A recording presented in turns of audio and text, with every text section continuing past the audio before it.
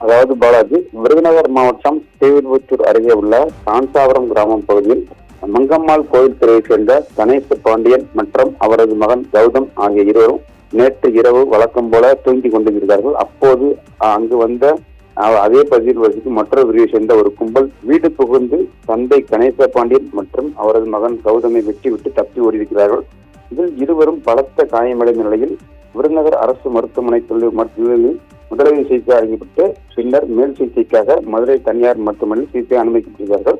இந்த சம்பவத்தை கண்டு ஆத்திரமடைந்த கணேச பாண்டி மற்றும் அவரது உறவினர்கள் அதே பகுதியைச் சேர்ந்த அந்த பிரிவினர் தரப்பில் வீடு புகுந்து அறிவாளால் வெட்டிய கும்பல் மற்றும் அந்த பகுதி சென்று அங்கிருந்த 15க்கும் மேற்பட்ட இருசக்கர வாகனங்கள் மற்றும் 3 ஆட்டோக்களை அடித்து நொறுக்கியிருக்கிறார்கள்.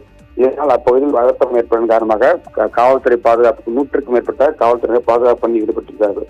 கடந்த 1 மாதத்திற்கு முன்னர் திருமண ஊர்வலம் ஒன்றில் நடந்தபோது இரு பிரிவினர்களிடையே மோதல் ஏற்பட்டதாகவும் சமாதான கூட்டம் மூலம் பிரச்சனை தீர்வு காணப்பட்ட நிலையில் முன்விரோதம் இருந்ததாக கூறப்படுகிறது.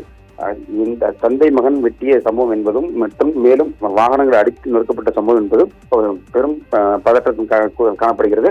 தொடர்ந்து மாவட்ட காவல் கண்காணிப்பாளர் தலைமையில் 100க்கும் மேற்பட்ட காவல்துறையினர் பாதுகாப்பு பணியில் ஈடுபட்டு வருகிறார்கள். பாலாஜி.